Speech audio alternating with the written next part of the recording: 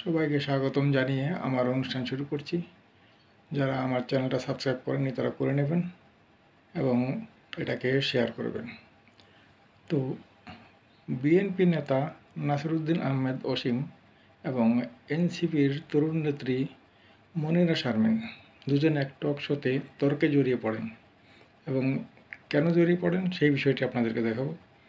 তো অসীম সাহেব কথায় কথায় এক উপদেষ্টার নাম নিয়ে ফেলেন এবং তিনি বলেন যে ওই উপদেষ্টা এনসিপির সদস্য। তো সেই কথাটা বলেই তিনি ভুলে যান। তখন ওই মনিরা শারমিন বারবার বলেন যে আপনি বলেছেন যে একজন এনসিপির নেতা।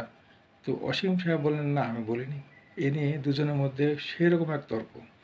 সে খুব আমার তর্কটা দেখে ভালো লেগেছে এবং আমি চিন্তা করি যে এমন দিন আমাদেরকে দেখতে হবে যেমন প্রবীণ নেতা এবং এমন এক তরুণ নেত্রী যাদের মধ্যে আজ যেভাবে তর্ক হচ্ছে রাজনীতি নিয়ে। তা আপনারা সবাই দেখুন এবং তর্কটিকে দেখে আপনারা উপভোগ করুন। আপনার নিজের পকেটের টাকা না, রাষ্ট্রের টাকা, হোয়াইট কলার ক্রাইম যাকে বলে। আপনি তো ব্ল্যাক মানির কথা বললেন, এই যে সস্তা জনপ্রিয়তা, যে কালো টাকার প্রভাব, হোয়াইট কালার ক্রাইম করে যাচ্ছেন উপদেষ্টা। নির্বাচন করবেন একটা জায়গা থেকে, কত কোটি টাকার অনুদান দিয়েছে কাগজ সাথে নেই। আমি কারো কথা বলছি না, আমি একজন উপদেষ্টার কথা বলছি, আমি একজন উপদেষ্টার কথা বলছি। আপনি যদি বলেন আমি বলি যে এনসিপির সজীব ভুইয়ার কথাই বলি। আপনি যখন এত জানতে চাচ্ছেন, উনি আপনাদের সহকর্মী একজন, আপনারা আমি আপনাকে বলি উনি এনসিপির না। আমি বলেছি একজন উপদেষ্টার কথা বলছি, উনি নির্বাচন করতে চান। আমাকে একটা কথা বলেন, ওনারা আপনার সহকর্মী ছিল, আপনারা তাদের সতীর্থ, আপনারা রাজনৈতিক দল করেছেন, উনি রাজনৈতিক দলে নাই। আমি প্রথম বলেছি যারা এই সংশ্লিষ্টতা আছে তারা এই অন্তর্বর্তী সরকারে থাকতে পারবে না, কারণ তাদের নিরপেক্ষতা নাই, কোদাল বুকের দিকে টানে। আপনি বলেন বা না বলেন, বাংলাদেশের জনগণ মানবে না। আমি তো আপনাকে বলি না যে আপনার এনসিপি আপনার খরচ করেছে, আপনি তো টানছেন, আমি তো বলি না। আমি বলেছি যে একজন উপদেষ্টা, আমি এনসিপির কথা বলিনি, আপনি টেনে এনে বলেছেন।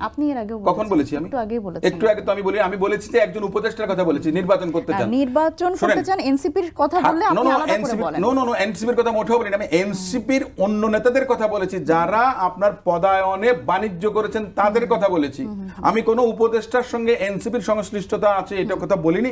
দর্শকরা এখানে সাক্ষী আছে। আপনি যদি শুনেন, ঠাকুর ঘরে কেড়ে আমি কলা খাই না, আপনাকে তো আমি বলি নাই যে এনসিপির একজন উপদেষ্টা। আপনি বললেন যে এনসিপির সাথে সহযোদ্ধা এই সব বললেন, এগুলি পরে এসেছে আপনার সঙ্গে। আপনার কথার পরিপ্রেক্ষিতে আপনি যখন জানতে চেয়েছেন যে হোয়াট ইজ দ্য নেক্সাস, তখন বলেছি আমি। আপনি যদি বলেন যে কোনো নেক্সাস নাই, আমি আপনাকে বলি তাহলে আপনি তাহলে পদত্যাগ চান কেন? আমি পদত্যাগ চাই, কারণ আপনাদের স্পিরিট ছিল, আমাদের স্পিরিট স্পিরিটের সঙ্গে ছিল না। আমাকে একটা কথা, আমারটা তো আমি বলছি না, মানে আমারটা তো আমি বলছি না। একই স্পিরিটে তো সব রাজনৈতিক দলই তো ছিল। আপনি দোয়া তুলসী পাতা আপনি দাবি করছেন, আপনি চান, আমি চাইনি, আমি দোষী। Let my go by my word and my action. তাহলে তো আপনি আরো কিছু উপদেষ্টাকে পদত্যাগ চান না কেন? একটা কথা বলি আপনাকে, আমি যে কথাটা বলেছি আপনাকে, আমি স্পষ্ট করে আমি আপনাকে বলি, আরে বন্ধু বান্ধব তো আমারও আছে, এরকম আমার শিক্ষকও আছে, একটা কথা আছে। আমি আপনার সঙ্গে বিতর্ক করার আমার কোনো দরকার নাই। আমি যে কথাটা বলেছি যে আমার ওই যে এনসিপির দায় আছে কিনা, আমি তো বলছি এনসিপির দায়িত্ববোধটাই এখন আর নেই। আপনারা যদি পারতেন সেই স্পিরিট থেকে, আপনারা মনে করেন যে ডেভিয়েশন এত বেশি হয়ে গেছে, সেটার আপনার রিফ্লেকশন বিভিন্ন জায়গায় দেখা গেছে। আপনার খামাখা কেন বলেন এই সমস্ত কথাবার্তা? আমাকে একটা জিনিস বলেন, পরিষ্কার কথা, যে ইলেকশন করবেন উপদেষ্টা, অনুদান দেবেন সেই সংশ্লিষ্ট কনস্টিটিউয়েন্সিতে, তাহলে এটা কি হোয়াইট কালার ক্রাইম না? আগে সেটা বলেন। আমি আপনাকে মোটেও বলিনি যে এনসিপির একজন নেতা বা এনসিপির সঙ্গে সম্পর্কিত। আপনি বলেছেন আপনি আগেই বলেছেন না, কোন উপদেষ্টা বলেছেন?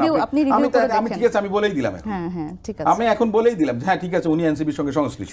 আপনি যখন আমি বলছি আপনি দেখেন, তারপরে বলেন। আমি তো বললাম মানুষ দেখবে, জনগণ দেখবে। এনিওয়ে, আপনার ওই বিতর্কের মধ্যে আমার যাওয়ার দরকার নেই। আমি একটা কথা বলি, সংস্কারের কথা।